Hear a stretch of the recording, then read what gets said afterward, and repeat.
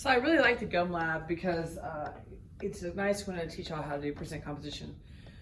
I hope you enjoyed one of my post lab questions where I asked you what the connection was between Santa Ana and gum.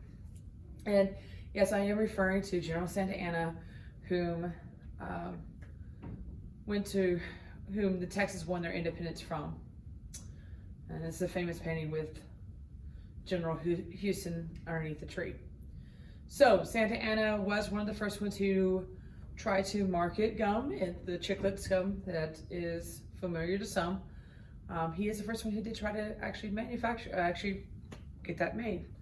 And it is derived from a common tree that you find in this area. So the calculation for the gum lab, we simply took our gum, we chewed it, we weighed it before, and we weigh it, that's your sweetener and your base together. So we get our whole mass here, and then we chew it, and we dissolve the sweetener in our mouth.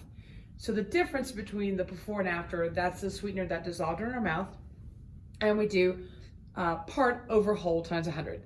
So just like what you do in math for your percentages, it's the same thing we do for percent composition.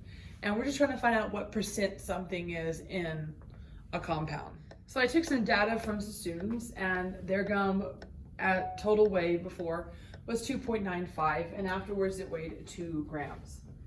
And so we'll simply just take, first off, the difference between these two is 0.95. And so we will take 0.95, because that's our sweetener, divided by 2.95 times 100.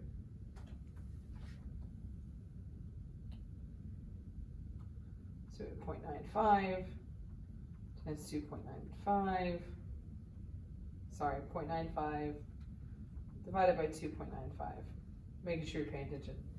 And this group got 32%. And that's the calculation for percent composition.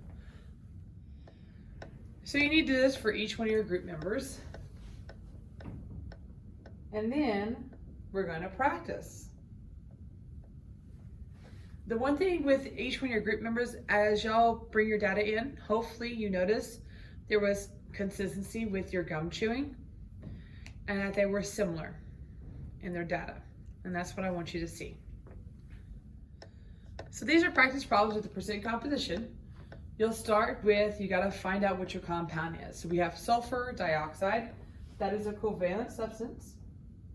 Our formula will be SO2.